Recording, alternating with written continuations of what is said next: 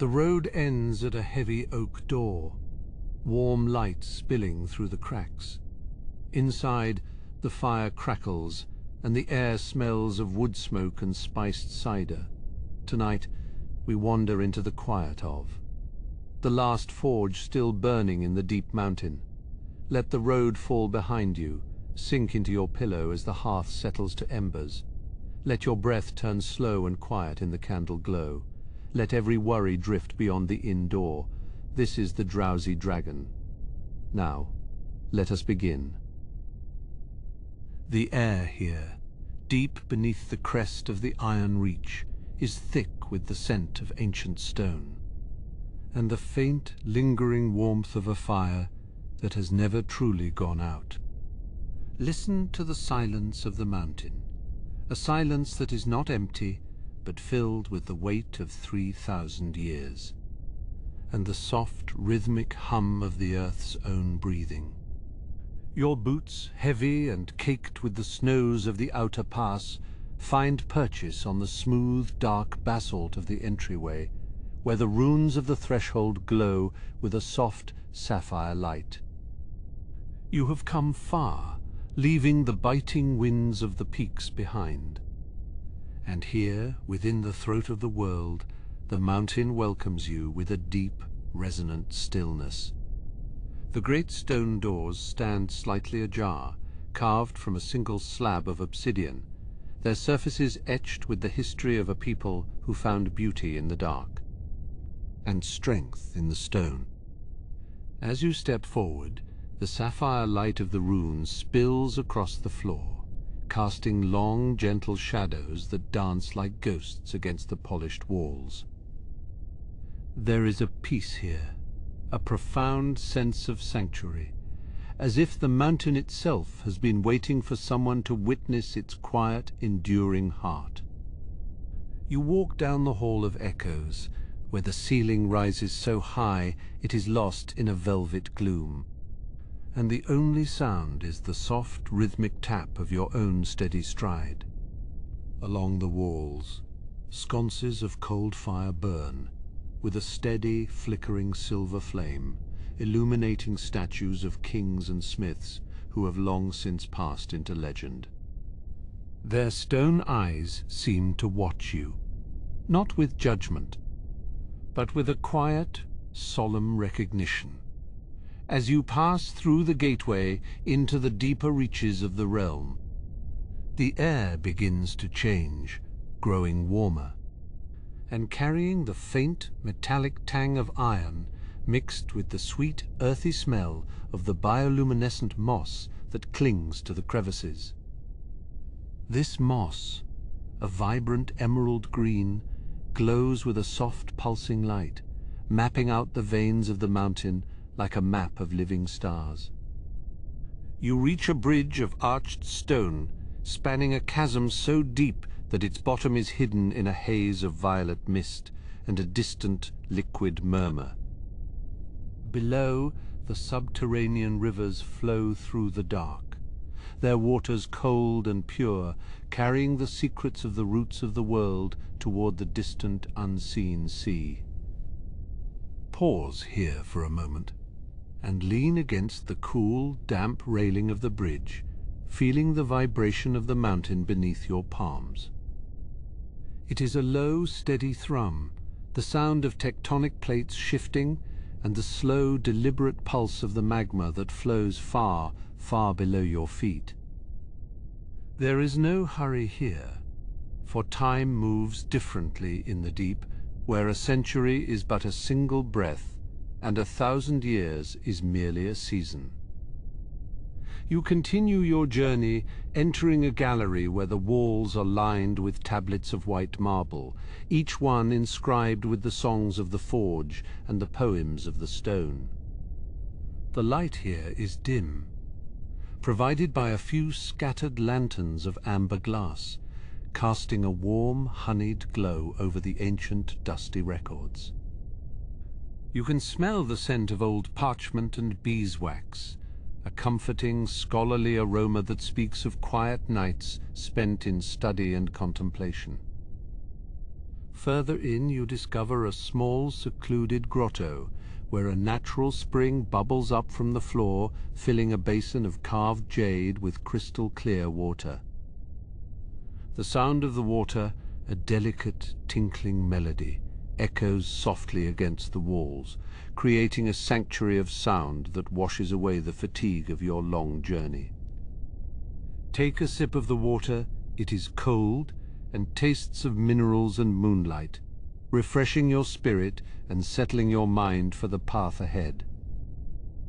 As you move deeper, the architecture shifts, the smooth basalt giving way to rougher, more organic shapes, as if the halls were grown rather than carved. The warmth increases, a gentle, enveloping heat that feels like a heavy blanket, easing the tension in your shoulders and inviting you to slow your pace even further. You pass through an archway shaped like the branching roots of a great tree and find yourself in the Hall of the Silent Sentinels. Here, rows of massive, unlit forges stand like sleeping giants, their iron maws cold and silent, yet still radiating an aura of ancient, dormant power. Once, this place would have rung with the sound of 1,000 hammers and the roar of 100 fires, but now it is a cathedral of stillness. You can almost hear the phantom echoes of the songs they used to sing, melodies of iron and fire that bound the people together in a common purpose. But even in the silence, there is a sense of preparation, as if the forges are merely resting, waiting for the right moment to wake once more. You find a small stone bench, nestled in a niche between two great pillars, and you sit for a while, letting the darkness and the warmth settle over you. The shadows are long and soft, and the distant glow of the deep forge begins to appear on the horizon of the corridor, a flickering, orange light. It is the light of the last fire, the one that never goes out, the heart of the mountain that continues to beat even when the rest of the world has forgotten. You rise, your movements slow and deliberate, and follow the orange glow, feeling the air grow thick with the scent of coal smoke and toasted cedar. The floor beneath you is warm now, radiating a heat that seeps through the soles of your boots, grounding you in the present moment. You pass a series of small private workshops, where tools of silver and gold hang neatly on the walls, their surfaces gleaming in the encroaching firelight.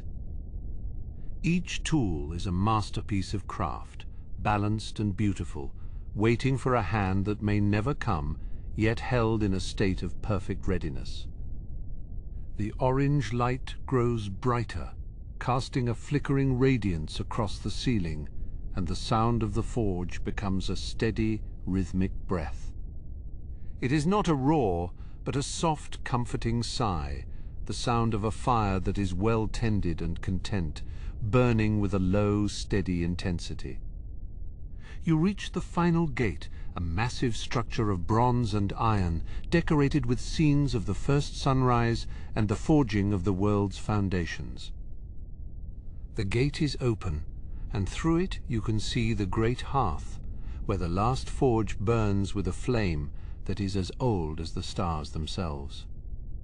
You stand at the threshold, the warmth washing over you in waves, and the light of the forge painting the world in shades of gold and copper.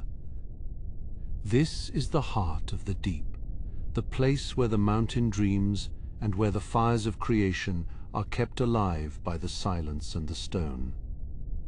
As you step into the chamber of the hearth, the weight of the mountain above you feels like a protective embrace, shielding you from the chaos of the world outside.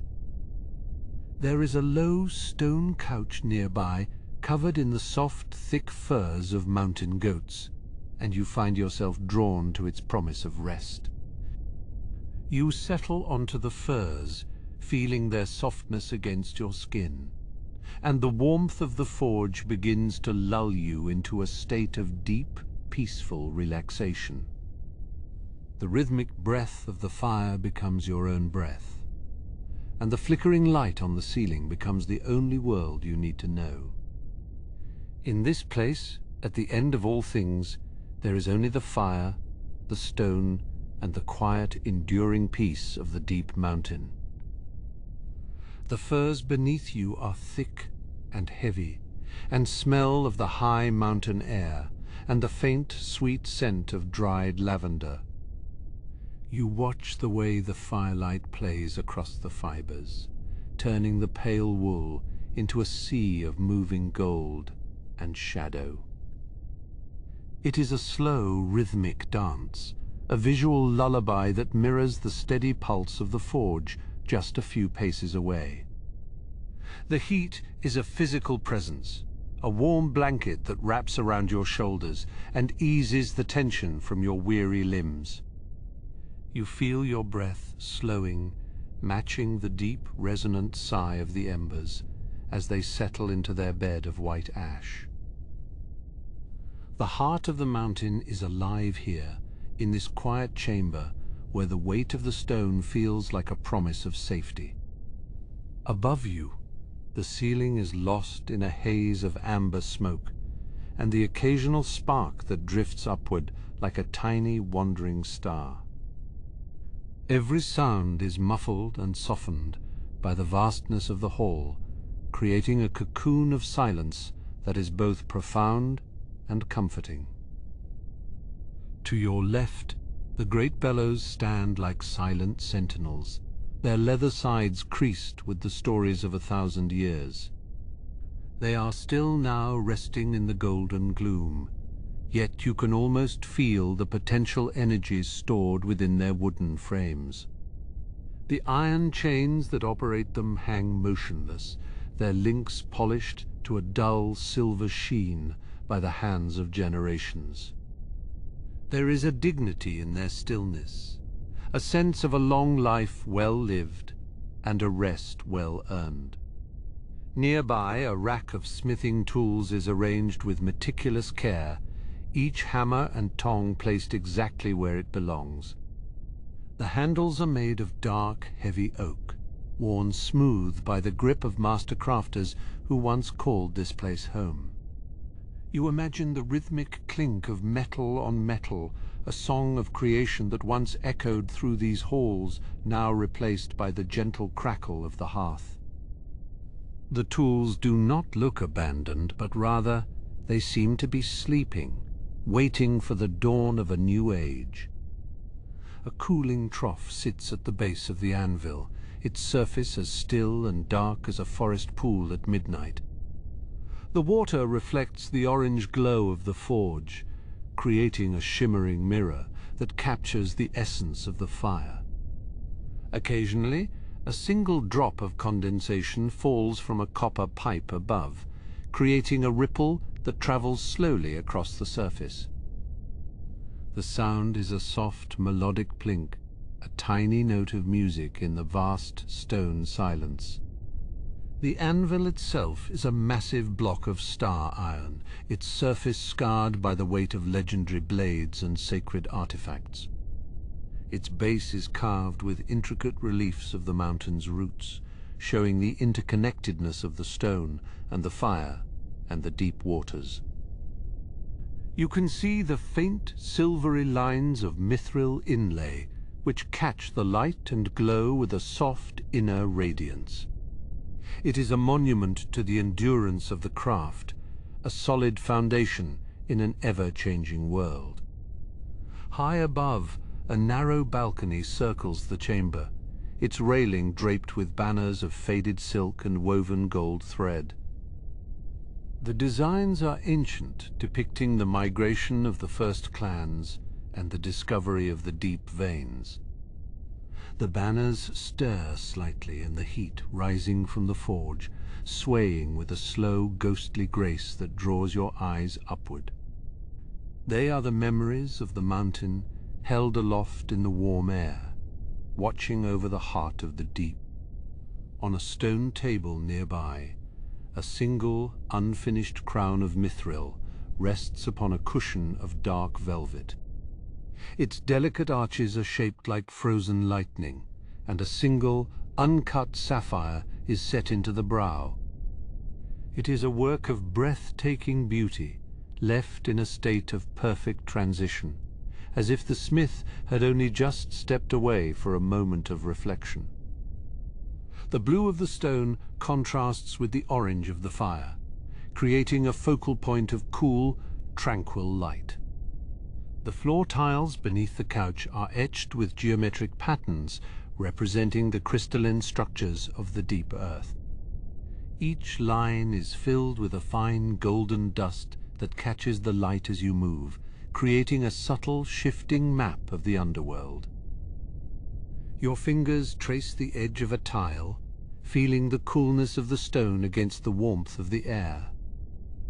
It is a grounding sensation, a reminder of the solid reality that surrounds you.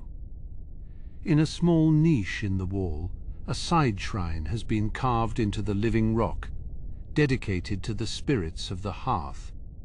A single candle burns there, its flame steady and bright, casting a soft light on a bowl of smooth grey river stones.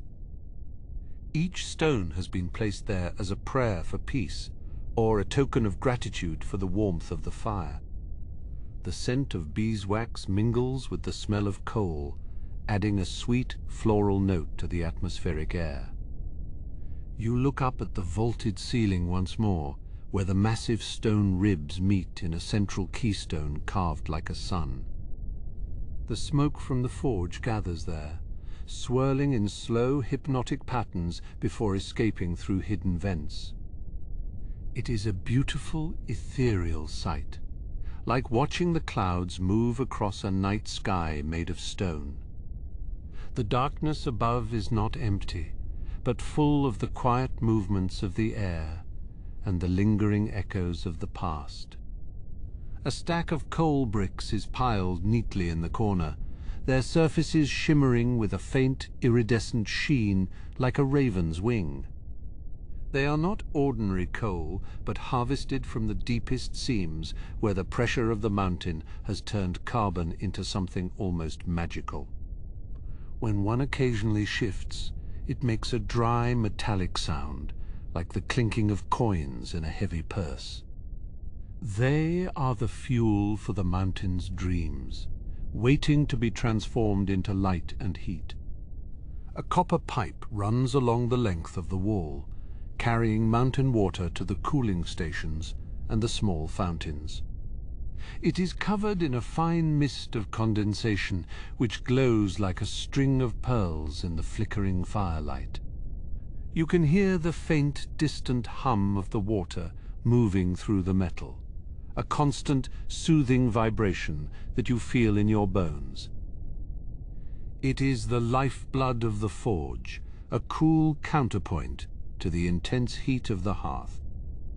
A heavy curtain of chainmail hangs in the doorway leading to the deeper mines, its links so fine they move like silk. It sways ever so slightly in the draught, creating a soft metallic whisper that sounds like falling rain. The light of the forge catches the edges of the rings, creating a curtain of shimmering stars that guards the way into the dark. It is a barrier of beauty, a gentle reminder of the strength that lies within the mountain's heart. Through a narrow window slit high in the wall, you can see a sliver of the world outside, a blue-black abyss of night and stars. The contrast between the cold, vast exterior and the warm, golden interior makes the chamber feel even more like a sanctuary. You are tucked away in the very center of the world, protected by leagues of solid rock and the enduring power of the flame. The stars outside are distant and cold, but the fire beside you is near and kind. A shelf of clay jars sits against the far wall, each one sealed with wax and marked with a unique rune. They contain the rare salts and the tempering powders and the powdered gems used in the highest forms of smithing. The jars are dusty and ancient, yet they hold the secrets of 1,000 years of alchemy and art. You find yourself wondering about the colors they would create if cast into the fire, the greens and purples and brilliant whites of magical flame. An ancient clockwork mechanism is mounted on the wall, its bronze gears turning with a silence that is almost impossible. It does not mark the hours of the day, but the slow geological cycles of the mountain itself. The pendulum swings with a weighted, deliberate motion, a heartbeat for the stone that transcends the fleeting lives of those who dwell within it. It is a reminder that time here is measured in eras, not minutes, and that there is plenty of time for rest. A small fountain of mountain water trickles into a stone basin, the sound a constant, refreshing murmur in the background. The water is crystal clear and so cold that it seems to radiate its own sense of peace. You watch a small, bioluminescent moss growing near the rim, its soft green glow a gentle contrast to the orange fire. It is a tiny, thriving world in the midst of the forge, a testament to the persistence of life in every corner of the deep. A collection of blueprints on heavy vellum lies spread across a nearby workbench, weighted down by a heavy brass compass. The drawings are intricate, showing the internal workings of great machines and the architecture of hidden halls. The ink is dark and crisp, and the vellum is yellowed with age. Yet the ideas within them feel as fresh as the day they were conceived. They are the dreams of the mountain, written down in a language of lines and angles, waiting to be realized. You turn your gaze back to the Great Hearth, where the embers have settled into a deep, glowing red. The fire is lower now, but no less warm, its light a soft golden amber that fills the room with a sense of profound tranquility. Your eyes grow heavy as you watch the last flickers of flame dance along the logs, their movements becoming slower and more rhythmic. The mountain is breathing with you, a slow, steady pulse that guides you toward the shores of sleep. And you find yourself sinking deeper into the softness of the firs as the fire continues to burn with an enduring, quiet light. Beyond the immediate glow of the Great Hearth, a narrow corridor of polished obsidian leads deeper into the mountain's ribcage. Here the air is cooler, carrying the faint metallic scent of ancient iron and the sweetness of damp stone. Your footsteps are muffled by thick woven rugs, each one depicting the slow migration of the stars across the northern sky. To your left, the Hall of Ancestral Hammers opens into a vast, vaulted space where the tools of the first smiths are displayed.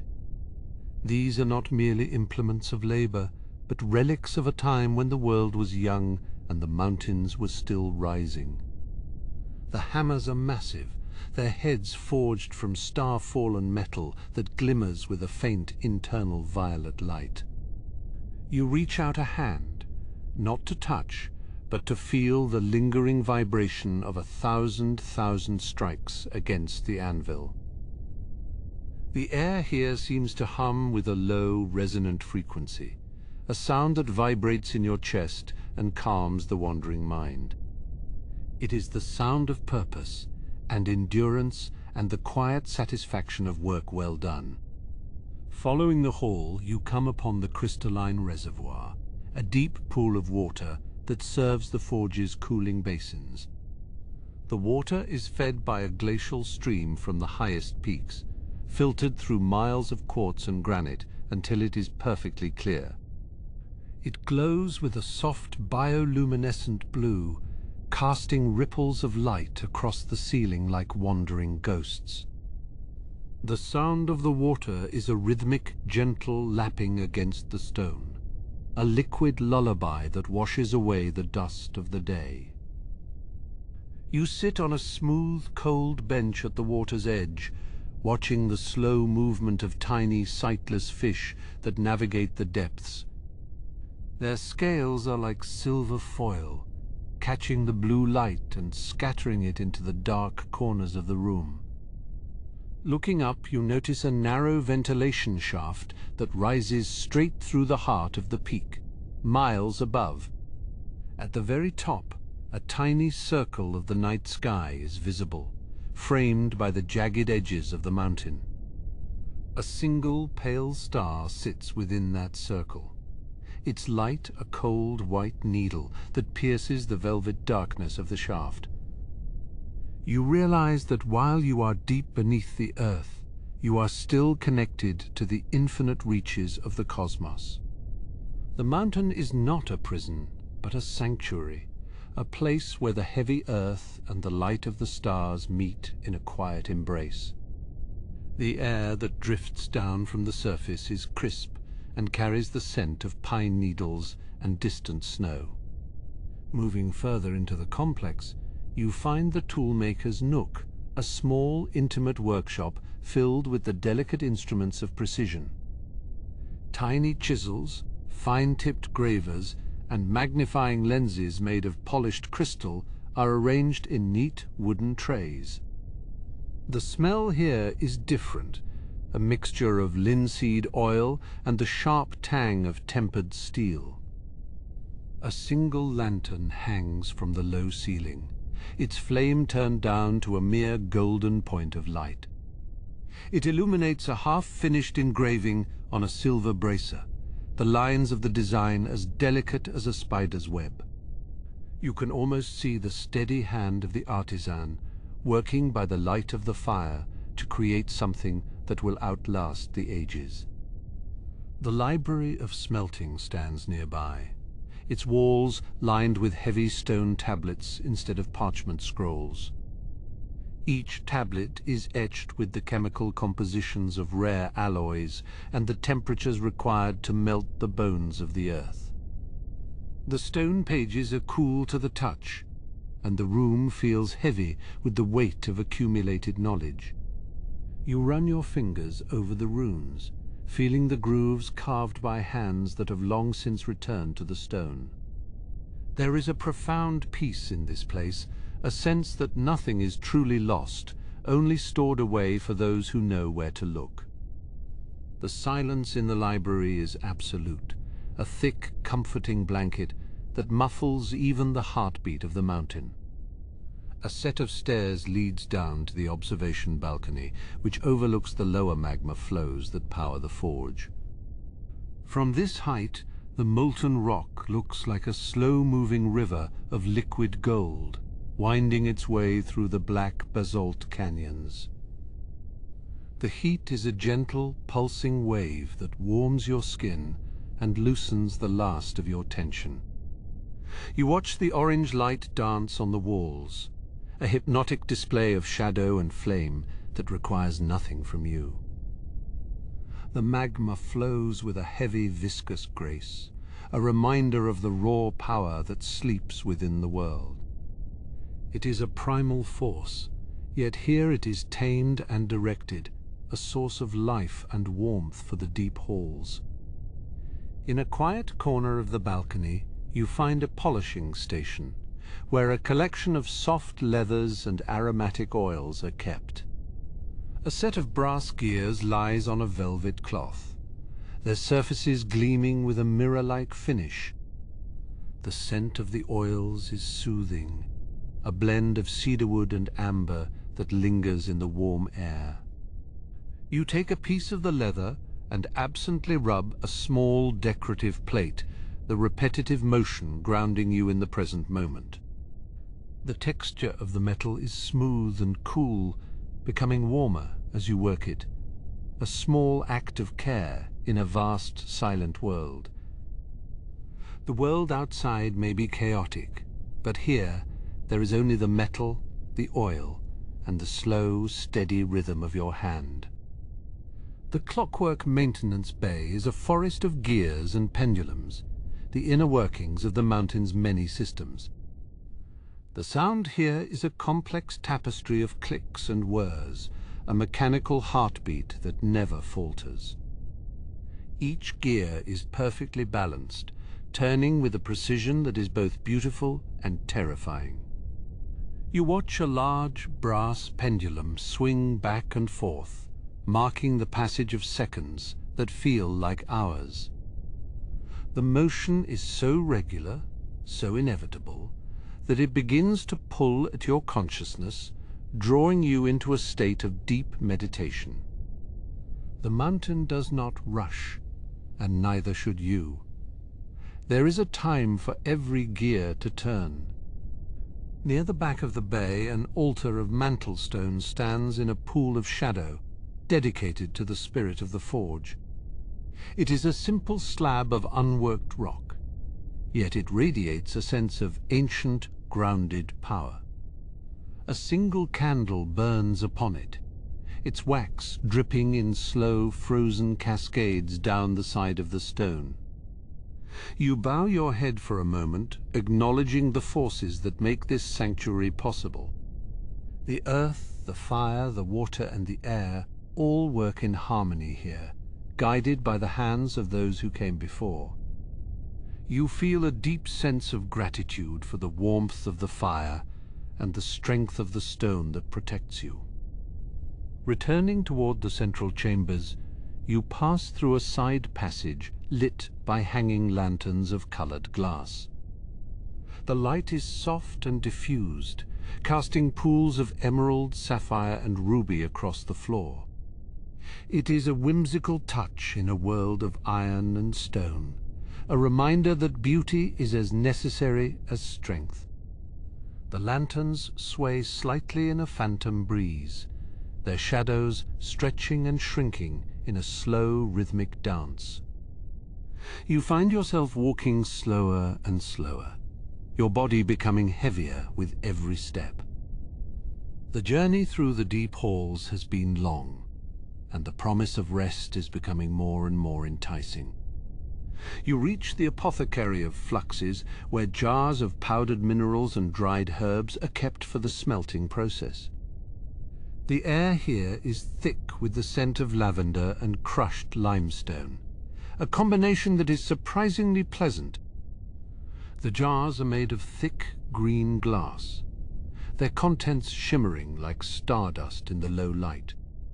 You see a jar of moon salt, used to purify silver, its crystals glowing with an internal pearlescent light.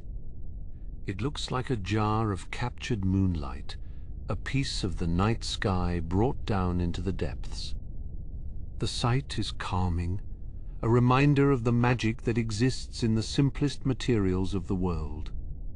A resting bench of the master smith sits in an alcove nearby, carved directly from the living rock and covered in thick sheepskins.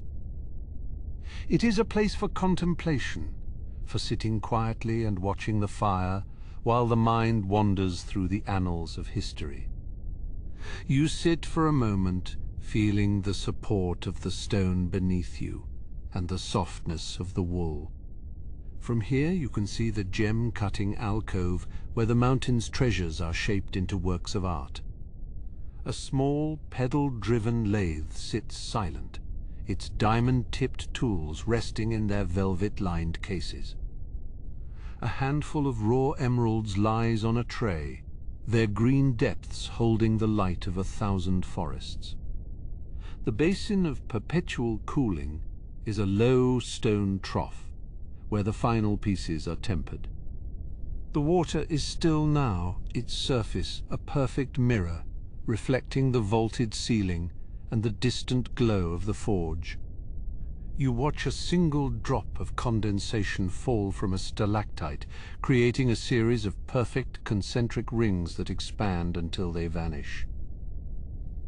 On the far wall, the tapestry of the first flame hangs in heavy folds, its threads woven from gold and crimson silk. It tells the story of the mountain's awakening, of the first spark that was struck in the darkness. The figures in the tapestries seem to move in the flickering light, their silent labor a testament to the enduring spirit of the forge. You hear the low moan of the wind as it passes over the ventilation grates, a sound like a distant flute. It is the mountain's voice, a wordless song of stone and sky that has been sung for eons. It is a lonely sound, yet deeply comforting, a reminder that you are part of something much larger than yourself. You pass through a sculpture gallery where unfinished works and experiments are kept, their forms emerging from the stone like half-remembered dreams. A marble hand reaches out from a block of granite. A face begins to take shape in a piece of obsidian. They are the silent inhabitants of the forge, waiting for the day they will be completed. Finally, you see the row of dormant anvils, their black surfaces cold and silent in the dim light. They look like sleeping giants, their work finished for the night, their strength held in reserve for the morning. You feel a kinship with them, a shared need for rest after the heat and noise of the day. You turn back toward the warmth of the Great Hearth, the golden light guiding you like a beacon through the shadows. The air grows warmer again, and the familiar crackle of the fire reaches your ears, a welcoming sound that promises safety and comfort. Your bed of furs is waiting, and the weight of the mountain is no longer a burden, but a protective shield. The shadows of the deep mountain are not empty, but filled with the gentle weight of history and the promise of a long, undisturbed slumber. The warmth of the hearth, though fading now, lingers in the marrow of your bones, providing a gentle anchor as you rise from your bed of furs. You move with a slow, deliberate grace, your boots making no sound upon the thick woven rugs that line the floor of the master smith's alcove. Beyond the immediate glow of the fire, a new path beckons, a corridor of cool grey stone that leads away from the forge and into the heart of the mountain's waterworks.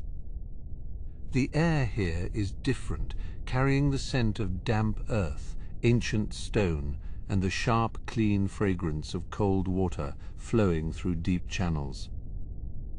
You follow the sound of a rhythmic, heavy creak, a sound that has echoed through these halls for centuries, as steady as a heartbeat. It is the great wheel, a wooden titan that turns with the weight of an underground river, its massive spokes dripping with silver droplets that catch the light of your lantern. The water flows from a hidden spring, channeled through a series of stone troughs and pipes to power the bellows and the heavy hammers of the forge above. You stand on a narrow walkway, watching the wheel turn, its motion so slow and powerful that it seems to move with the gravity of the mountain itself.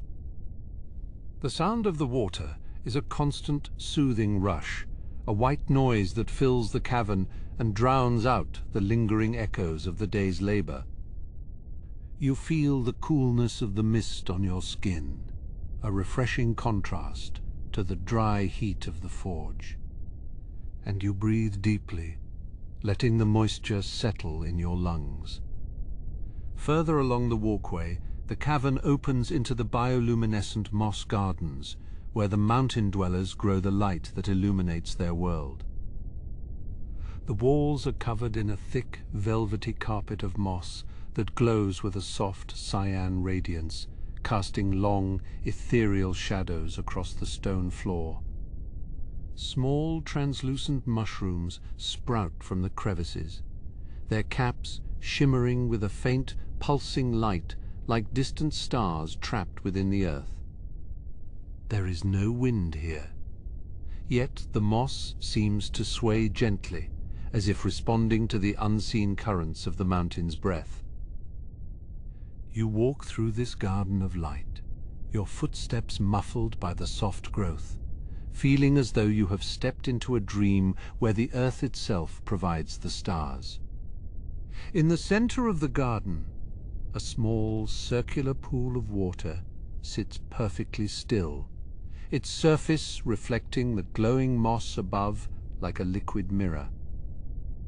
You sit on the edge of the pool, watching the way the light dances on the water, creating patterns that shift and change with every heartbeat. It is a place of profound silence, a sanctuary within the sanctuary, where the only sound is the occasional distant drip of water from a stalactite.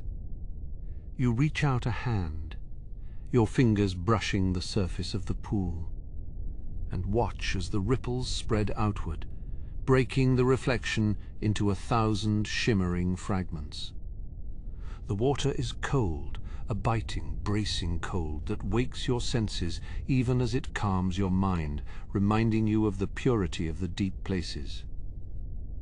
Beyond the gardens lies the hall of whispering statues, a long gallery lined with the likenesses of the mountain's ancestors, carved from the very stone they once inhabited. They do not stand in rigid poses, but are depicted in moments of quiet contemplation, their stone eyes looking out into the darkness with a sense of peace. Each statue holds a small, hollowed-out stone that contains a piece of sun crystal, a mineral that absorbs light during the day and releases it slowly through the long night. The light they cast is a soft golden amber, bathing the gallery in a warmth that feels ancient and protective, as if the ancestors themselves are keeping watch. You walk among them, feeling the weight of their gaze, not as a judgment, but as a silent blessing, a reminder of the continuity of life within the stone.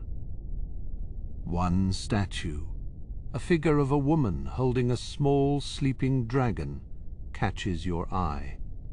The detail of the scales and the softness of the woman's expression captured perfectly in the granite. You pause here, resting your hand on the cool stone of the pedestal, and feel a sense of connection to the artists who carved these figures so long ago. They worked with a patience that only the mountain can teach, knowing that their creations would outlast their own lives by 10,000 years. The air in this hall is still and heavy with the scent of old stone and sun crystal, a fragrance that speaks of permanence and the slow, steady passage of time. You find yourself matching your breathing to the rhythm of the mountain, a slow, deep expansion and contraction that brings a sense of profound stillness to your soul. A narrow doorway at the end of the hall leads into the archive of stone tablets, a room filled from floor to ceiling with the written history of the forge. The tablets are made of slate and obsidian, their surfaces etched with runes that glow faintly with a silver light when touched by your lantern. These are the records of every blade forged, every shield hammered, and every secret discovered by the smiths over the course of 3,000 years. The shelves are made of dark ironwood, a material as strong as metal and as resilient as the mountain itself, holding the weight of history without a single creak. You run your fingers along the edges of the tablets, feeling the texture of the runes, the sharp lines and smooth curves, telling a story you can sense even if you cannot read the language. In the corner of the archive, a small desk sits under a single hanging lamp, a place where a scribe might sit for hours, recording the events of the day. A stylus made of bone rests on a clean tablet, and a small jar of silver ink sits open, its scent metallic and sharp in the still air. You imagine the scribe at work, the scratch of the bone against the stone, the only sound in the room, a quiet testament to the importance of memory. It is a lonely task, yet a vital one, ensuring that the knowledge of the past is never lost to the shadows of the deep mountain. You leave the archive as you found it, a temple of memory and silence, and step back into the main corridor, the light of the sun crystals guiding your way. You come across a ventilation shaft that rises high into the darkness, a vertical tunnel that connects the deep forge to the world above. Looking up, you can see a tiny, diamond-bright patch of the night sky, a single star shining down through the miles of rock and earth. It is a reminder that even here, in the heart of the mountain, you are connected to the vastness of the cosmos, to the stars that watch the mountain being born. The air that flows down the shaft is crisp and cold, carrying the faint scent of pine needles and mountain snow, a breath of the outer world that feels strangely alien. You stand in the draught for a long moment, letting the cold air clear your head and sharpen your senses, before turning back toward the warmth of the inner halls. Your path leads you through the kitchen of the low fires, a communal space where the mountain dwellers gather to share their meals and their stories. The large copper pots are polished to a high shine, reflecting the low glow of the peat fires that burn in the stone ovens. And the air is thick with the scent of roasting tubers and dried herbs. Bundles of mountain sage and wild thyme hang from the rafters, their earthy fragrance mingling with the smell of fresh bread that has been left to cool on the stone counters. It is a cozy, lived-in space, a place of domesticity and warmth that feels far removed from the grand scale of the forge and the waterworks. You find a small wooden stool and sit for a moment, letting the familiar, comforting smells wrap around you like a heavy blanket. A row of glass jars sits on a shelf above the oven, each one filled with a different kind of glowing mineral or dried fungus used for seasoning and light. Some glow with a pale green light, others with a deep, pulsing violet, their colors blending together to create a soft, rainbow-hued luminescence on the wall. You reach up and touch one of the jars, feeling the slight warmth of the minerals within, a reminder that even the simplest parts of life here are touched by magic. The mountain provides everything its children need, from the iron for their swords to the light for their tables, a bounty that is as endless as the stone itself. You feel a sense of gratitude for this place, for the safety and the abundance it offers to those who are willing to listen to its secrets. You descend a narrow, winding stairwell that leads even deeper into the earth, the steps worn smooth by the passage of countless feet over the centuries. The walls are narrow here, the stone pressing in on either side, yet it does not feel claustrophobic, but rather like a firm, steady embrace. You reach a small chamber filled with hanging chimes made of silver and crystal, their delicate forms swaying in the gentle air currents that move through the tunnels. When they touch, they produce a sound that is like the ringing of 1,000 tiny bells, a melody that is both complex and deeply peaceful. It is the music of the deep, a sound designed to soothe the mind and guide the spirit toward rest, a lullaby for the mountain itself. You stand in the center of the chamber, closing your eyes and letting the sound wash over you, the silver notes vibrating in the air and in your very bones. Each chime is a different tone, a different memory, a different dream, woven together into a tapestry of sound that has no beginning and no end. The music seems to slow your heart rate, drawing you deeper into a state of meditative calm until you feel as though you are floating in a sea of pure sound. The shadows in the room seem to pulse in time with the music, the light of your lantern flickering in a slow, rhythmic dance that matches the swaying of the chimes. It is a moment of perfect harmony, a realization that the mountain is not a cold, dead thing, but a living, breathing entity with a voice of its own. Leaving the chamber of chimes, You find yourself on the shore of a dark underground lake, its waters so still that they look like a sheet of black glass. A single stone pier reaches out into the water, and at the end of it a small boat is moored, its wooden hull creaking softly as it bumps against the stone. You walk to the end of the pier and look down into the water, seeing the reflection of the glowing crystals that line the ceiling of the cavern.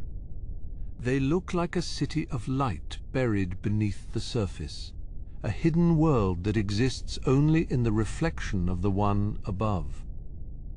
The water is deep, deeper than the height of the mountain, a silent abyss that holds the secrets of the earth's beginning.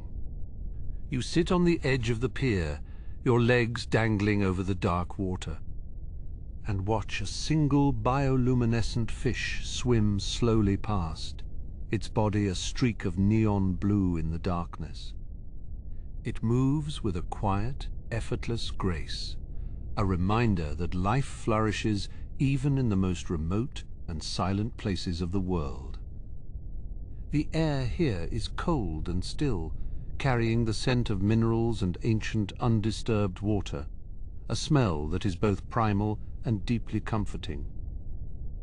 You feel a sense of peace that you have never known before, a stillness that goes beyond the absence of noise and reaches into the very core of your being. The lake is a mirror for your soul, reflecting the quiet strength and the enduring patience that you have found within the mountain. You rise and follow a path that leads to a stone balcony overlooking a subterranean city, a vast network of halls and chambers carved into the walls of a massive central cavern.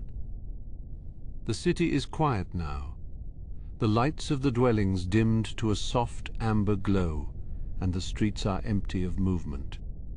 You can see the bridges that span the chasm, the stairways that wind between the levels, and the grand arches that mark the entrances to the great halls. It is a masterpiece of engineering and art, a testament to what can be achieved when people live in harmony with the world around them. You stand on the balcony, looking out over the silent city, and feel a sense of belonging, a realization that you are a part of this ancient, enduring community. A small workshop nearby is filled with the intricate gears and springs of clockwork mechanisms, the tools of a master tinkerer resting on a workbench covered in brass shavings. A large, unfinished clock sits in the center of the room, its golden face reflecting the light of a small, glowing orb that hangs from the ceiling. You can hear the faint, rhythmic ticking of 100 different timepieces, each one keeping its own unique beat, a mechanical chorus that fills the room with a sense of order and purpose. The air is thick with the scent of oil and polished metal, a sharp, industrial fragrance that speaks of precision and the joy of creation. You touch one of the gears, feeling the smoothness of the teeth and the strength of the metal, and marvel at the skill required to make such things. You move through a small private chapel dedicated to the spirit of the stone, a room carved into a single massive crystal that glows with a soft inner light. A single white candle burns on a stone altar, its flames steady and bright in the still air, casting a warm glow over the crystalline walls. There are no icons or statues here, only the beauty of the natural stone and the silence of the mountain, a place for quiet reflection and prayer. You sit on a small, moss-covered bench near a trickling stream that flows through the center of the chapel, the sound of the water a gentle accompaniment to your thoughts. The light of the crystals seems to penetrate your very skin, filling you with a sense of warmth and clarity that washes away the last traces of weariness. As you begin your journey back toward your sleeping chamber, you pass through a hallway of arched doorways, each one carved with runes that tell the story of a different family of the mountain. The light of the sun crystals is dimming now, the amber glow fading into a soft, dusky purple that signals the approach of the deepest part of the night. You move with a slow, heavy tread, the weight of the day's discoveries settling comfortably in your mind, a treasure trove of memories to carry into your dreams. The air is growing warmer again as you approach the central forge, the familiar scent of the hearth fire reaching out to welcome you back. You feel a sense of completion, a narrative arc that has brought you from the heat of the forge through the cool depths of the mountain, and back to the safety of your bed. You reach the mastersmith's alcove and see your bed of furs waiting for you, the embers of the fire still glowing with a faint, protective warmth. You lie down, the softness of the sheepskins rising up to meet you, and pull a heavy wool blanket over your shoulders, feeling the weight of the mountain as a shield against the world. The shadows of the deep mountain are no longer mysteries to be explored, but familiar friends who will guard your sleep until the morning light returns. You close your eyes, the rhythmic ticking of the clocks and the distant rush of the water wheels fading into a single low hum that carries you toward the edge of slumber. The mountain is at rest, its fires banked and its secrets safe, and you are a part of its long, enduring dream as you drift toward the quiet halls of the fifth act. The warmth of the furs and the steady, rhythmic pulse of the forge begin to pull you into a different kind of awareness. You are no longer merely a guest in the mastersmith's alcove, but a drifting spirit wandering through the deeper, more secret veins of the mountain. Your heavy limbs remain at rest, but your mind, light as a stray spark, floats upward, passing through the stone ceiling and into the hidden galleries above. Here the air is not hot, but carries the crisp, cool scent of ancient ice and polished basalt. You find yourself in the Hall of Obsidian, a long, narrow corridor, where the walls are made of black glass, polished to a mirror finish by 1,000 years of careful hands. The floor is a dark pool of reflection, and as you move, you see the faint, ghostly images of the mountain's past flickering in the depths of the stone. You pass a series of tall, narrow windows, though they do not look out onto the world of trees and sky.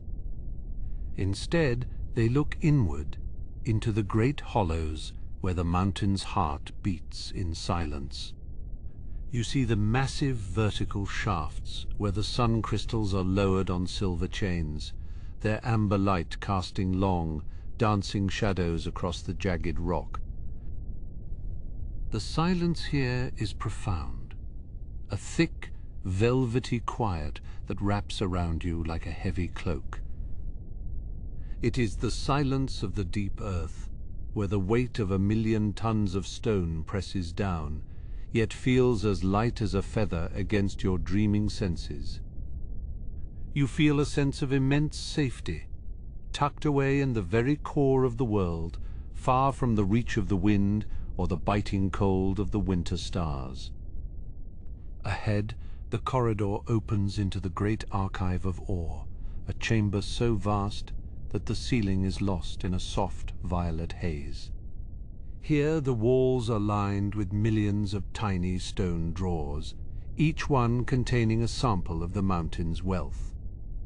There are flakes of native gold, raw emeralds still encased in their matrix of quartz, and nodules of deep iron that hum with a faint magnetic energy.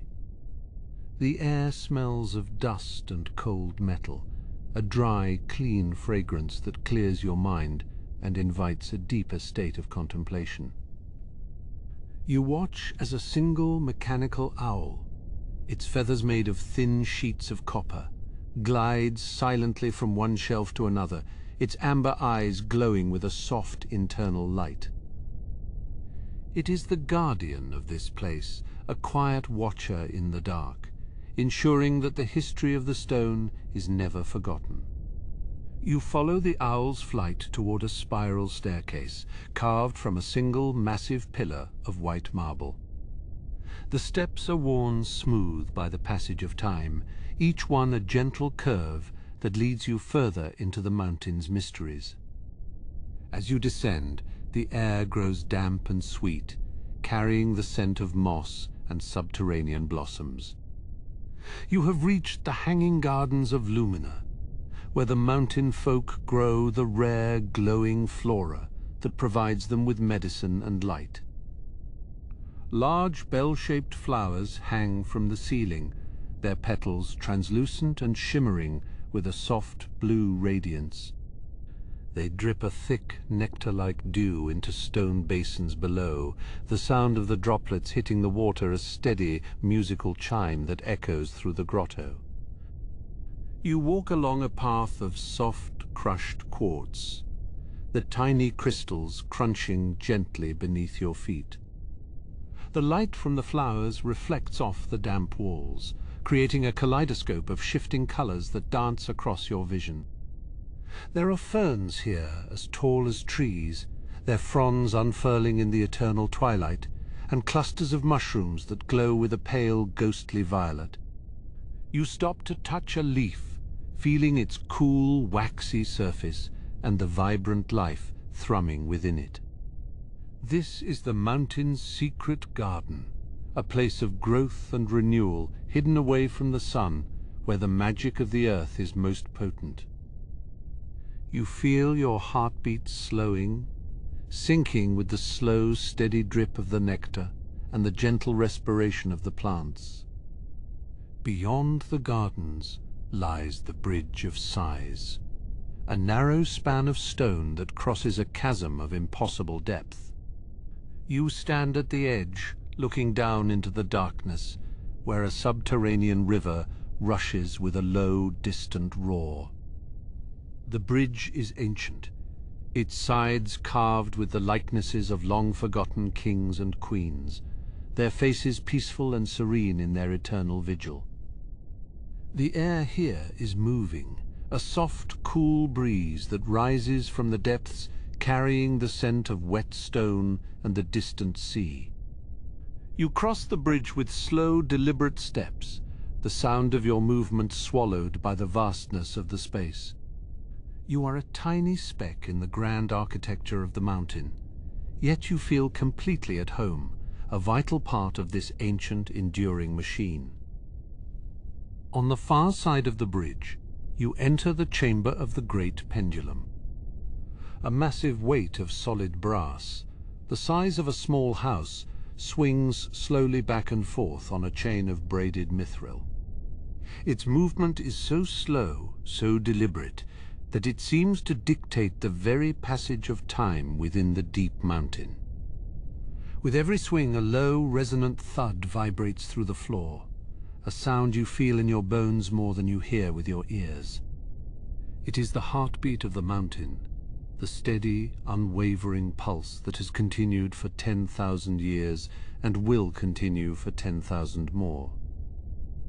You sit on a stone bench near the wall, watching the pendulum's arc, and feel the last remnants of your personal worries drifting away, replaced by the grand, slow rhythm of the earth. The light in this chamber is dim, provided only by the faint glow of the mithril chain and the polished surface of the brass weight. It is a place of absolute order and predictability, where the laws of gravity and motion are the only masters. You find yourself matching your breathing to the swing of the pendulum, inhaling as it moves to the left, exhaling as it moves to the right. The world outside, with its changing seasons and fleeting lives, feels like a distant dream, a flickering shadow on the wall of a cave. Here, in the heart of the mountain, there is only the long, slow now, a timeless state of being that offers a profound and lasting peace. You rise and continue your journey, moving through a series of smaller rooms where the mountain's engineers once worked. There are drafting tables made of stone, covered in intricate diagrams of gearworks and water systems, and shelves filled with jars of rare oils and grinding pastes. The air smells of linseed and turpentine, a sharp, creative scent that speaks of the ingenuity of the mountain folk. You see a half-finished automaton standing in a corner, its brass skeleton gleaming in the low light, its chest cavity open to reveal a complex heart of crystals and springs.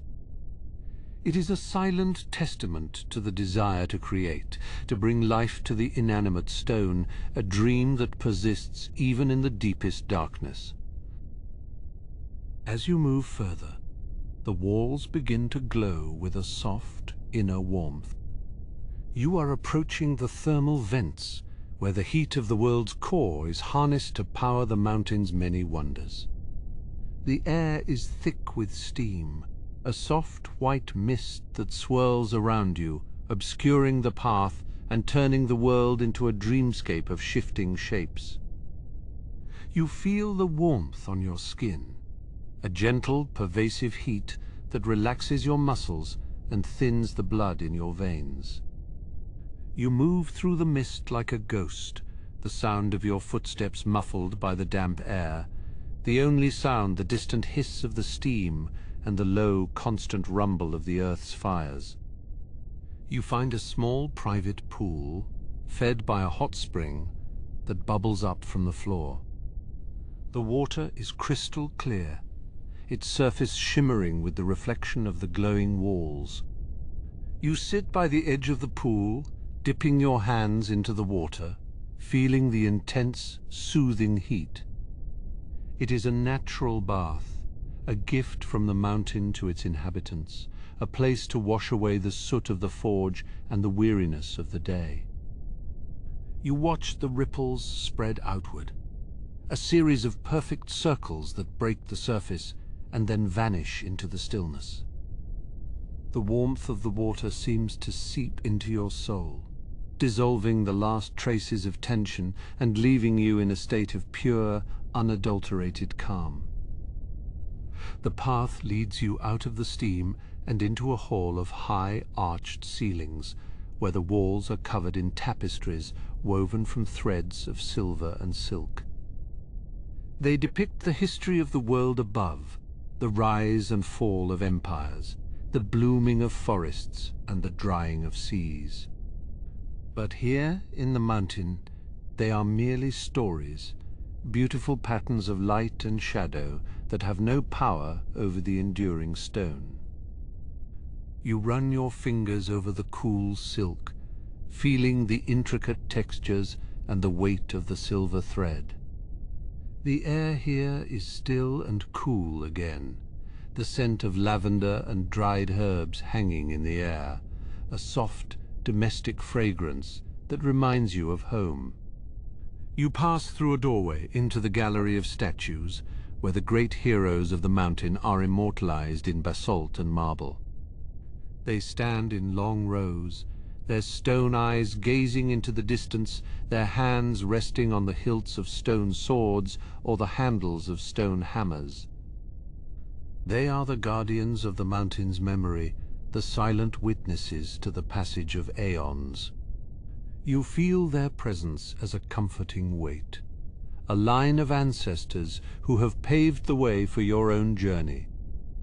The light here is a soft golden amber, casting long, peaceful shadows across the floor, and you feel a sense of profound gratitude for the strength and the wisdom they represent.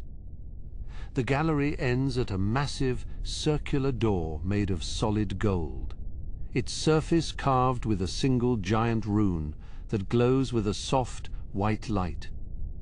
This is the entrance to the inner sanctum, the most sacred part of the deep mountain, where the first fire was struck and the first stone was shaped. You do not enter, for the door is closed and the time is not yet right.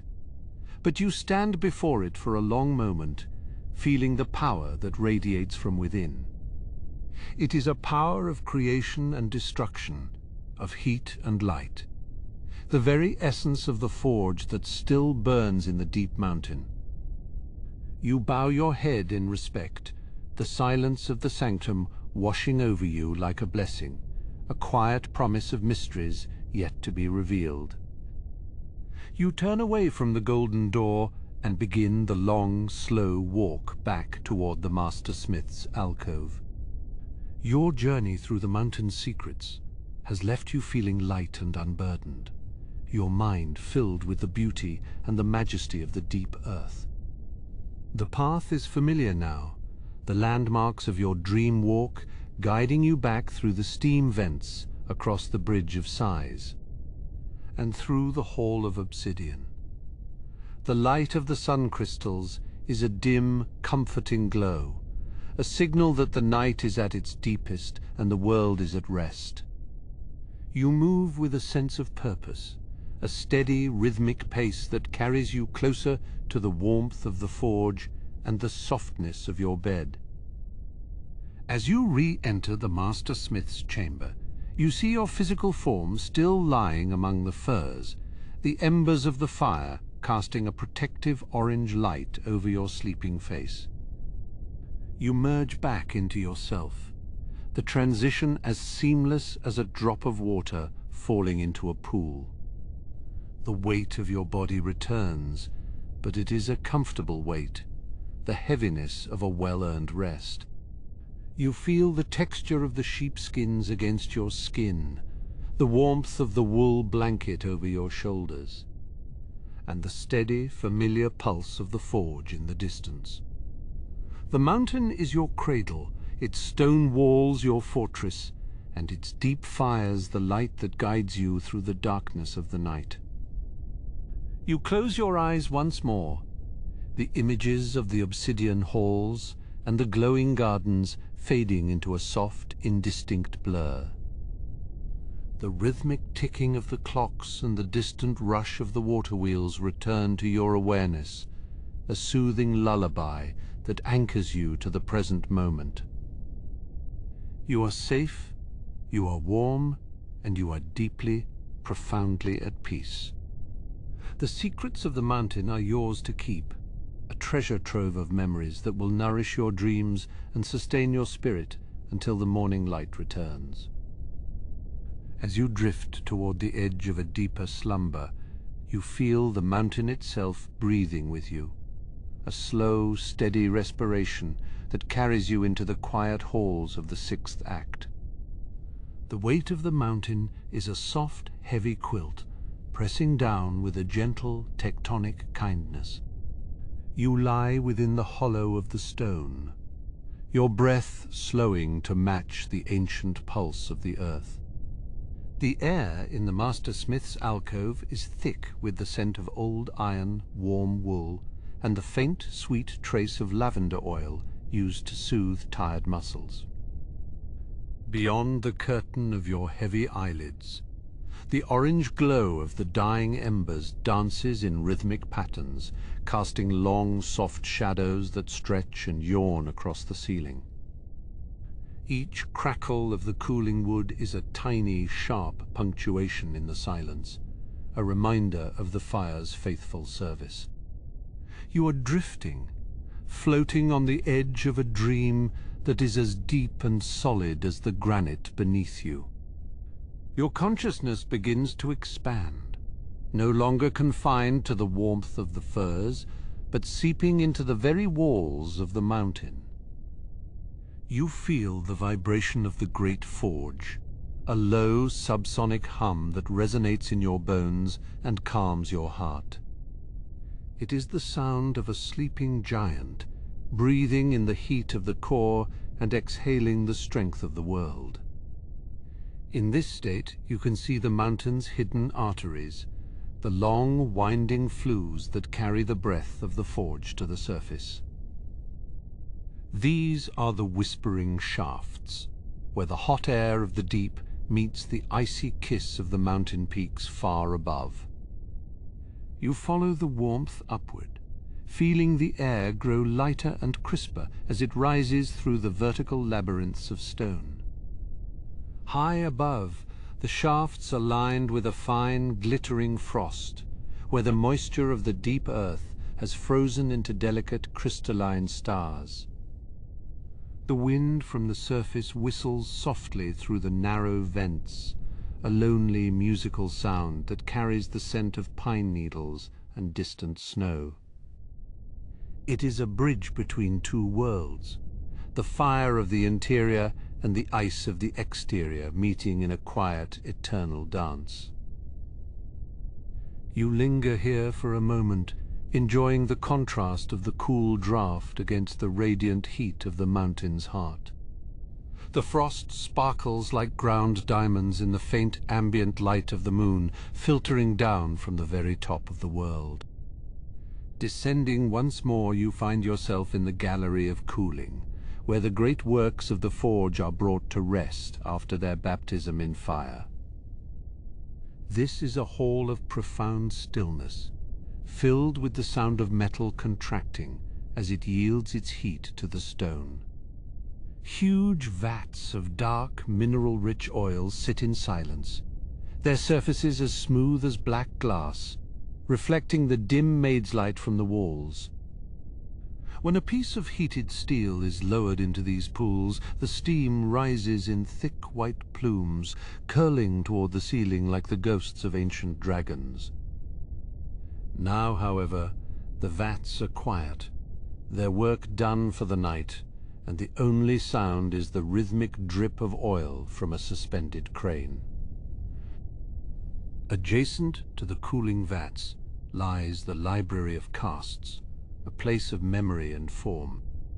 Here, thousands of clay and sand molds are stored on shelves of living rock, each one a hollow ghost of a tool, a weapon, or a gear once forged. There are molds for the delicate needles used by the seamstresses of the upper tiers, and molds for the massive, toothy cogs that drive the mountain's clocks.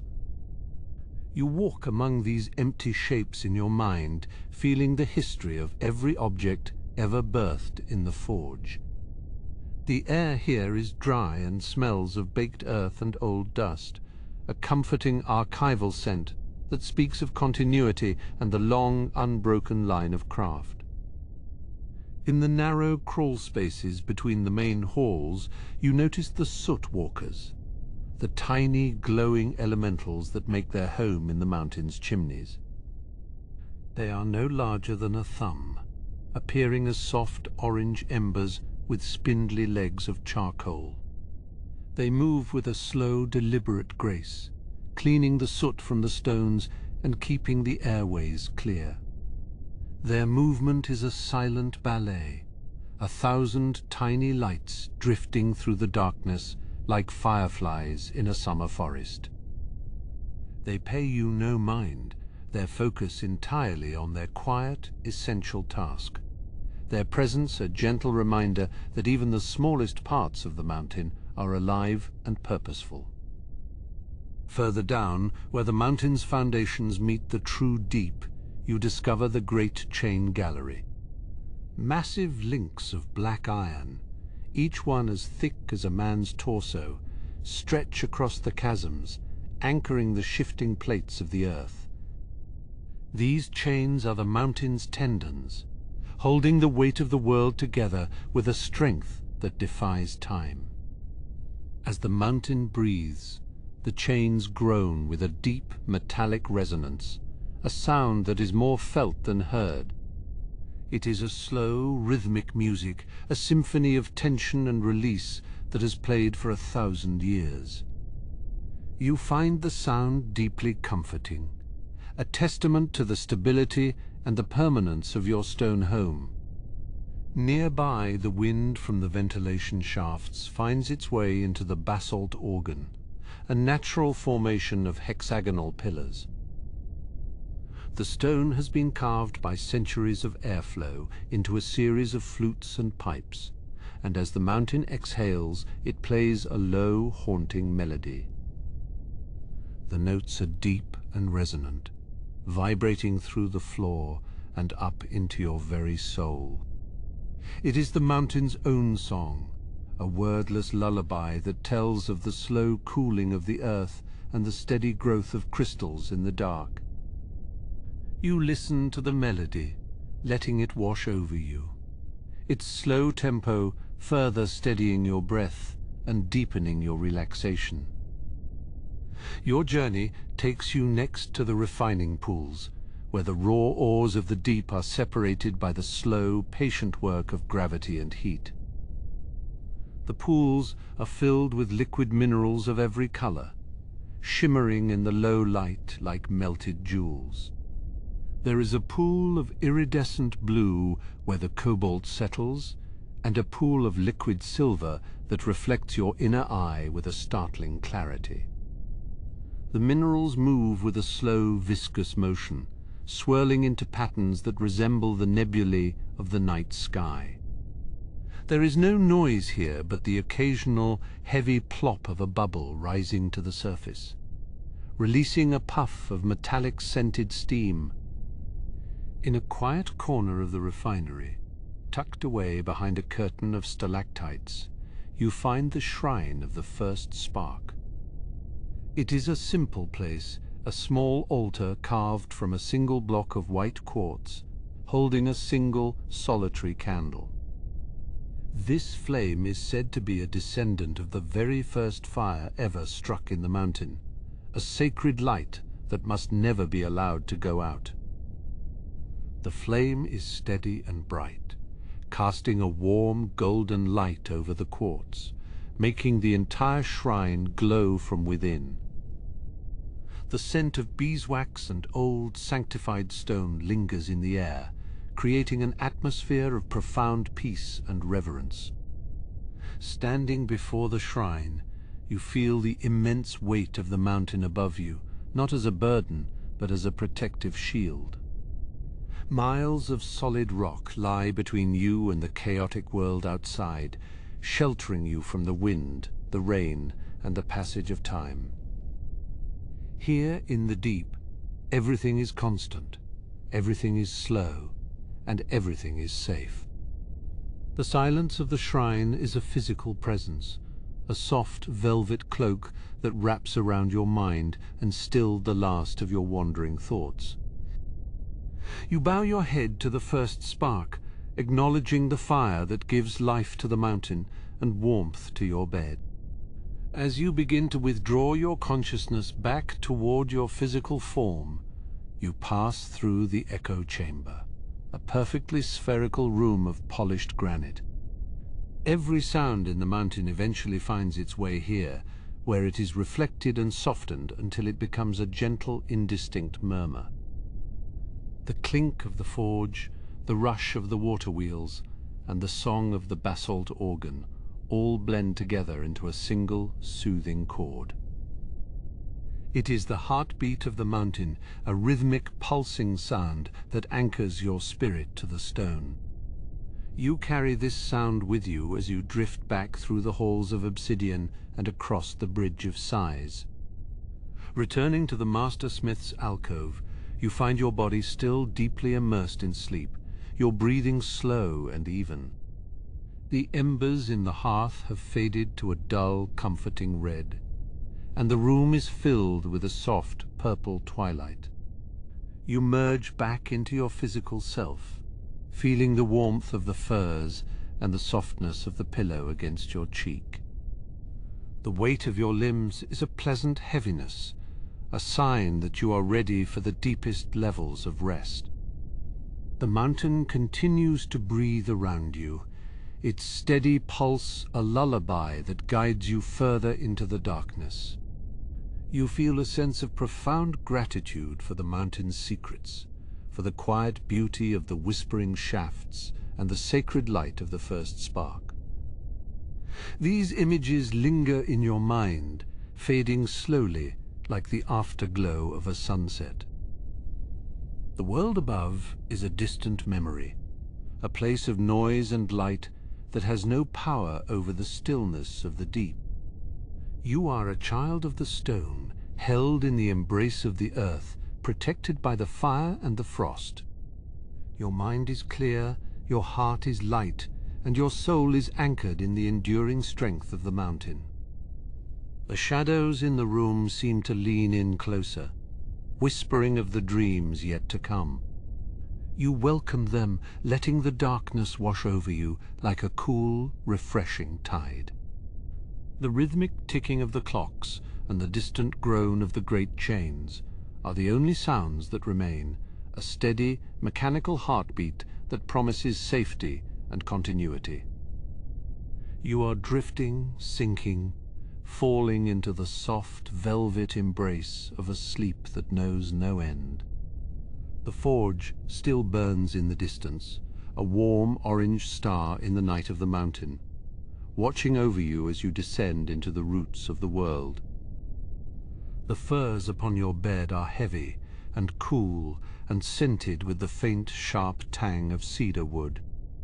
You shift your weight, feeling the mattress of woven mountain grass yield beneath you as the silence of the alcove deepens once more.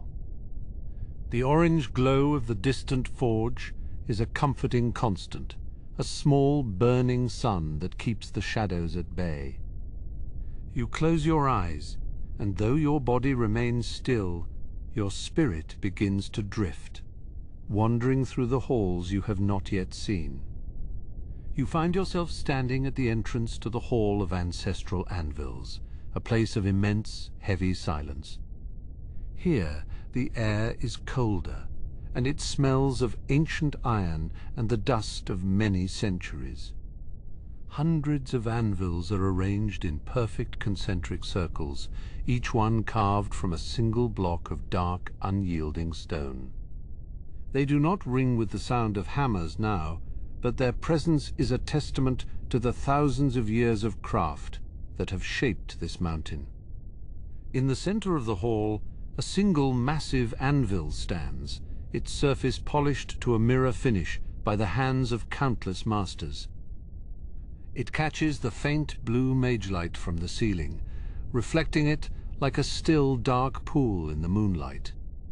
You reach out a spectral hand, feeling the residual warmth of a million strikes, a history of creation that lingers in the very atoms of the metal.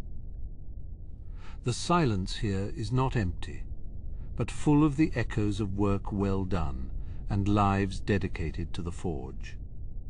You leave the anvils behind and glide toward the archive of blueprints, where the walls are lined with shelves of crystalline scrolls. These are not made of parchment, but of thin, translucent sheets of quartz, etched with the fine, glowing lines of master designs. The room is filled with a soft, humming energy, the collective weight of every machine and every hall ever built within the deep. Each scroll glows with a soft amber light, illuminating the dust motes that dance in the still air. You watch as a mechanical hand, powered by the mountain's own heat, reaches up to adjust the position of a heavy crystal lens. The lens focuses a beam of pure white magelight onto a sprawling map of the mountain's roots, revealing hidden veins of mithril and secret rivers of fire. The light is gentle, never harsh, and it casts long dancing shadows across the stone floor. You feel the immense complexity of the mountain, a clockwork masterpiece that has been ticking for an eternity. Moving deeper, you enter the subterranean gardens, where the air is moist and smells of damp earth and blooming night flowers. Here, the mountain provides for itself, with glowing mosses that hang from the ceiling like emerald curtains. Small, bioluminescent mushrooms sprout from the cracks in the basalt, casting a soft, violet glow upon the path. There is no wind here, only the gentle rhythmic drip of water falling from the stalactites into the pools below. You pause by a pool of perfectly still water, its surface reflecting the glowing flora like a mirror into another world. A single white flower, known as the Star of the Deep, blooms in the center of the pool, its petals translucent and shimmering with a faint silver light. It only opens in the absolute stillness of the night, drawing its life from the minerals in the water and the warmth of the distant forge. You watch it for a long moment, feeling your own heartbeat slow to match the rhythm of the dripping water. The path leads you to the water clock grotto, where the passage of time is measured by the steady, mechanical pulse of the mountain. Massive stone gears, some as large as houses, turn with a slow, grinding majesty, driven by the weight of a diverted underground river. The sound is a deep, resonant thrum, a low-frequency vibration that you feel in your chest more than you hear with your ears. It is the sound of the mountain's patience, a reminder that time here is measured in eras, not hours. You watch a single giant brass pendulum swing back and forth, its movement so slow and deliberate that it seems to defy gravity. Every 60 seconds, a small silver bell chimes, its sound pure and clear, echoing through the grotto like a single drop of light. The rhythm is hypnotic, a steady, unwavering pulse that anchors your mind to the present moment. You feel the weight of the hours falling away, replaced by the eternal now of the stone. Beyond the grotto lies the corridor of statues, where the ancient kings and master smiths of the deep are immortalized in granite. Their faces are stern but peaceful, their eyes carved from glittering gemstones that catch the light of your passing. They stand in perpetual watch over the halls they built, their hands resting on the hilts of stone swords or the handles of heavy hammers. The air here is thick with the scent of incense and old stone, a sacred, quiet atmosphere that commands respect. You linger before the statue of the first architect, whose hands are outstretched as if holding the weight of the entire mountain. The light from a nearby lantern flickers, casting moving shadows that make the statue's features seem to soften and breathe.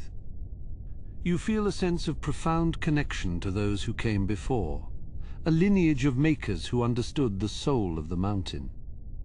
Their legacy is the very ground you walk upon, the very air that sustains your rest.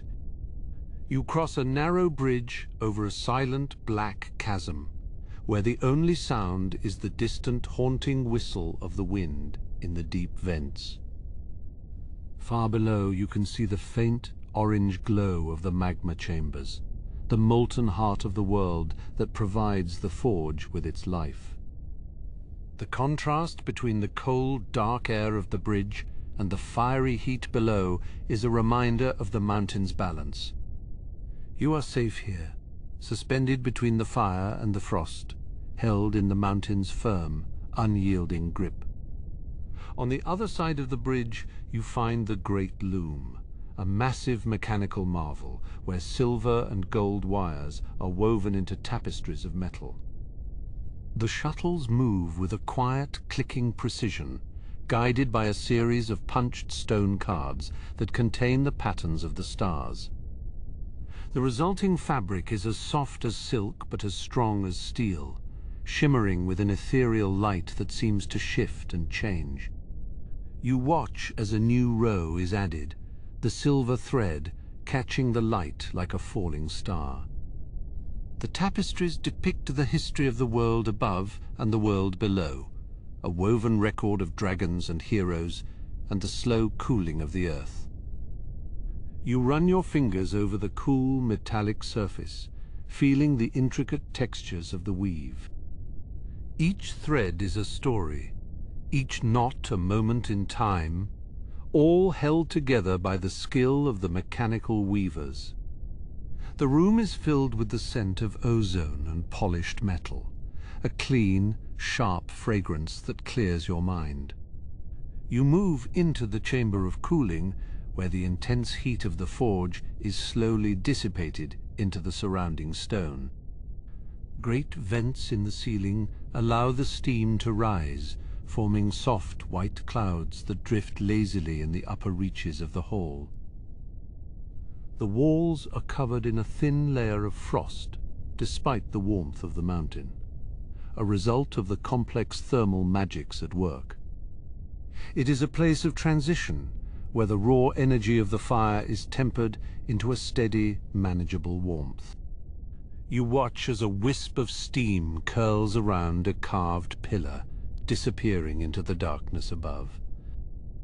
The silence here is soft and muffled, the steam acting as a natural insulator against the sounds of the mountain.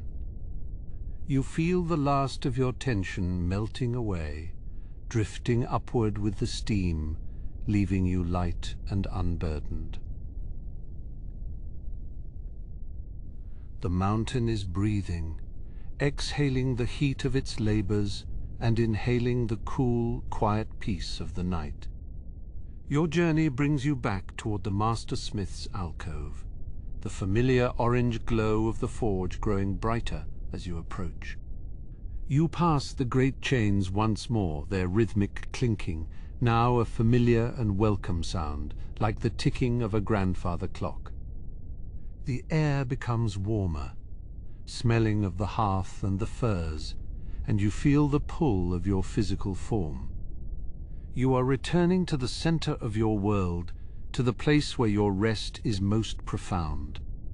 You glide back into the alcove, seeing your own body still nestled deep within the bed, your breathing slow and perfectly synchronized with the mountain's pulse.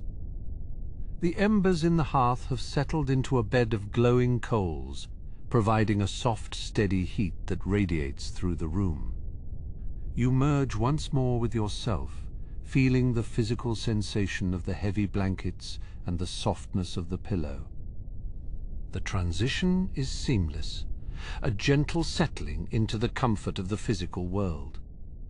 You lie there for a moment, listening to the distant, muffled sounds of the forge, the heart of the mountain still beating in the darkness.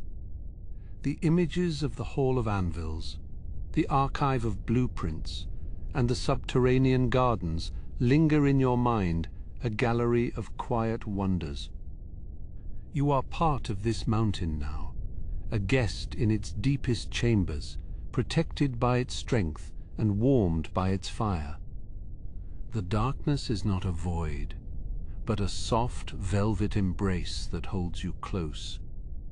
The journey through the mountain's heart is nearing its completion, and the final secrets of the deep are waiting to be whispered into the stillness of your dreams. You let out a long, slow breath, feeling your consciousness begin to dissolve into the warm orange glow of the forge. The world above is gone, and the world below is your sanctuary, a place of eternal peace and enduring strength. As the last of the embers fade, you surrender to the deep, knowing that the forge will still be burning when you wake. The heavy wool of the blankets feels like the weight of the mountain itself, pressing down with a gentle protective force that anchors you to this moment of profound stillness. You are cocooned in the warmth of the master smith's alcove, the air smelling faintly of dried lavender, aged cedar, and the metallic tang of old, well-oiled leather. Outside the small stone-carved nook, the great hall of the forge is finally settling, the metal cooling with soft, rhythmic pings that sound like tiny silver bells in the vast distance.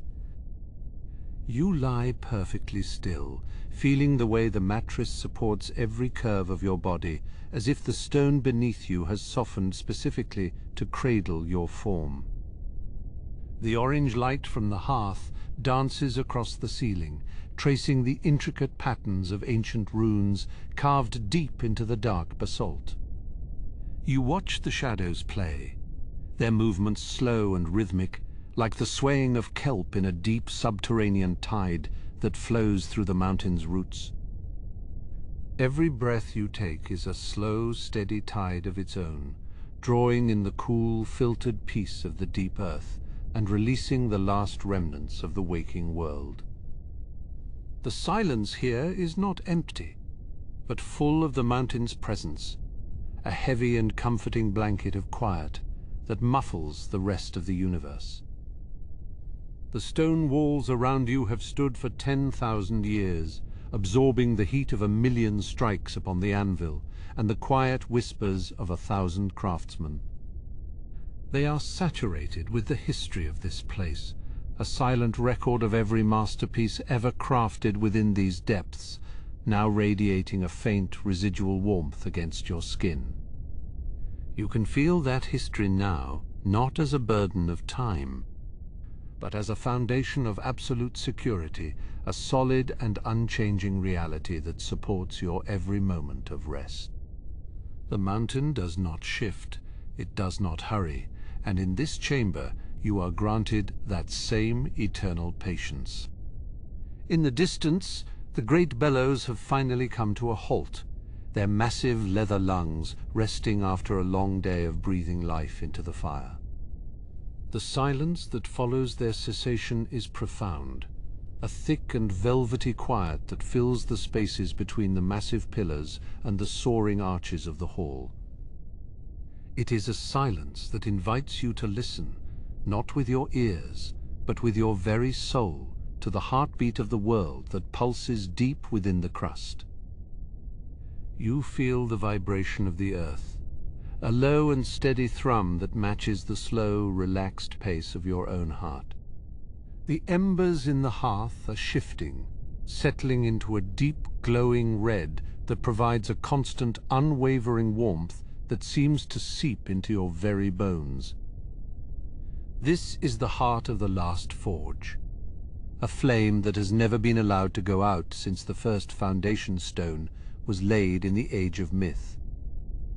It is a symbol of endurance, of the steady and quiet strength that exists within the mountain, and by extension within you as you rest here. You do not need to do anything. You do not need to be anything other than a witness to this ancient, enduring fire. You feel your limbs growing heavy, sinking deeper into the softness of the furs and the thick, hand-woven mattress. The tension that you carried throughout your long journey has completely evaporated, leaving behind only a sense of profound lightness and ease in your spirit. Your mind is like a calm, dark pool of water, reflecting the soft orange glow of the forge and the ancient silver-inlaid patterns of the stone ceiling above. Thoughts drift by like fallen leaves on that pool, moving slowly until they eventually sink and disappear into the peaceful depths. Deep within the mountain, the veins of mithril and gold hum, with a low vibrational frequency that you can feel resonating in the marrow of your bones. It is a song of the earth, a melody that has no words and no end, carrying a message of eternal peace and absolute security. You let the sound wash over you, a gentle wave of resonance that aligns your spirit with the ancient geological rhythm of the deep mountain. There is no urgency here, only the slow, magnificent passage of eons, and you are safely tucked away from the frantic pace of the world above. The steam that rose from the cooling vats has now settled into a fine silver mist that clings to the floor of the hall, moving like a slow-motion river. It moves like a living thing, swirling around the bases of the massive anvils and the heavy legs of the oak workbenches, softening the hard edges of the room. You watch it from your cozy vantage point, fascinated by its slow and graceful dance in the dim, golden light of the dying embers.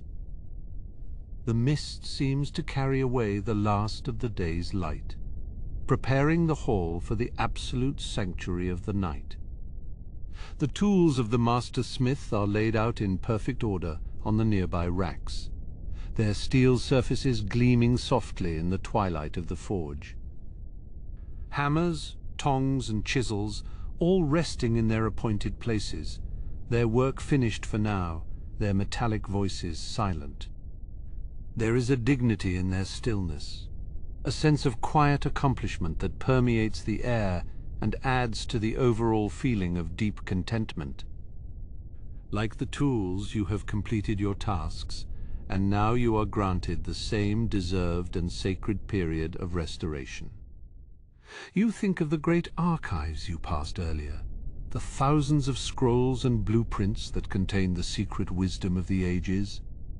They are safe in their stone vaults, protected by the mountain's weight and the absolute silence of the deep, waiting for the distant dawn of a new day.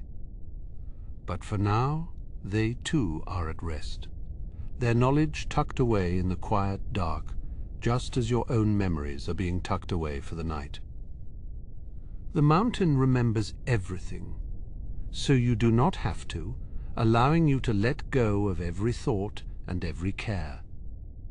The shadows in the alcove are long and soft, blurring the edges of the room and making the small space feel even more intimate and secure.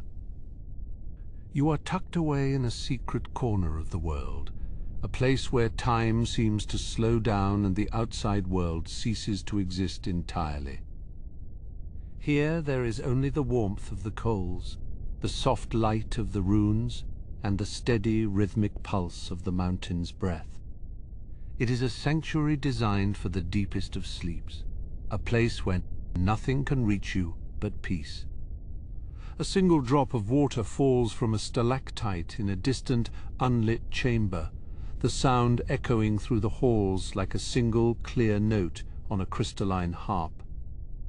It is a reminder of the slow and steady processes that shape the mountain over millions of years, the patient work of nature that mirrors the craft of the smiths. Everything here happens in its own time, with a patience that is both humbling and deeply comforting to your weary mind. You are part of a process that is much larger than yourself, a slow and beautiful unfolding of time and stone. Your eyes begin to flutter, the weight of sleep pressing down on your lids with a gentle, insistent hand that feels like a blessing. You do not fight it, but rather welcome it, as a traveler welcomes the first sight of a warm hearth after a long and snowy journey.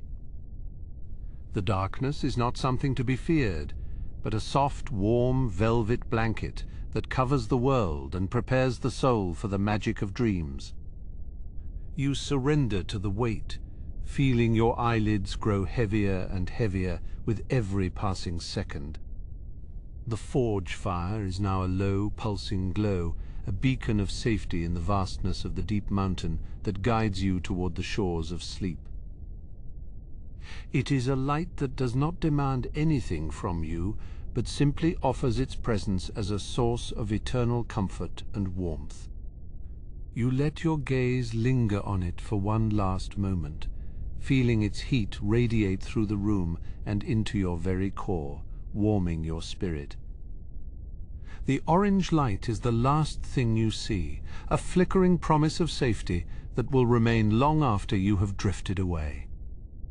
The mountain is a cradle, and you are a child held within its strong, stony arms, protected from all the storms of the world above. Every creak of the earth and every sigh of the wind through the high vents is a lullaby, sung in a language older than the first stars. You are part of this ancient place, a thread in the great enduring tapestry of the deep, and you are exactly where you are meant to be. There is nowhere else to go, nothing else to do, but to exist in this perfect moment of rest. The boundaries of your physical self seem to blur and soften as you merge with the stillness of the stone and the warmth of the dying fire. You are no longer just a visitor in these halls, but a part of the mountain's own dream, a silent participant in its eternal and sacred rest. The peace you feel is absolute, a deep and unshakable tranquility that reaches into the very depths of your being and settles there. You are becoming one with the silence, one with the stone, and one with the cooling heart of the forge. The runes on the ceiling seem to pulse in time with your slow, deep breathing, their ancient magic providing a soft, protective aura around your bed. They are symbols of warding and peace, placed there by generations of master smiths to ensure that those who rest here are never disturbed by the world. You are safe, you are protected, and you are held in the high regard of the mountain itself, a guest of honor in its most private chamber. The silver light of the runes is the last thing to fade from your consciousness. The last of the thoughts from your long day are drifting away, like tiny sparks rising from a fire and disappearing into the vast, dark night sky.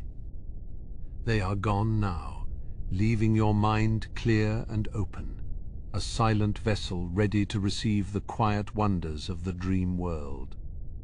You are standing on the very threshold of sleep, a vast and beautiful landscape of shadow and light that stretches out before you. There is a sense of wonder in this transition, a gentle curiosity about the dreams that await you in the deep. The heartbeat of the mountain is the only sound you hear now, a slow and steady thrum that vibrates through your pillow and into your mind. It is the sound of the earth's own heart, beating with a love and a patience that is as old as the world itself. You let yourself be carried away by that rhythm, sinking deeper and deeper into the velvet darkness that smells of cold stone and warm embers. Each beat of the mountain pulls you further into the embrace of the deep, into the silence where all things are renewed. As the very last ember of the forge fades into a soft golden spark, you feel the final transition into the realm of sleep beginning. The world of stone and fire is replaced by the world of dreams, where the mountain's secrets are revealed in the wordless language of the soul. You are drifting now, floating on a sea of stars and cooling shadows as you enter the final, most profound state of eternal rest.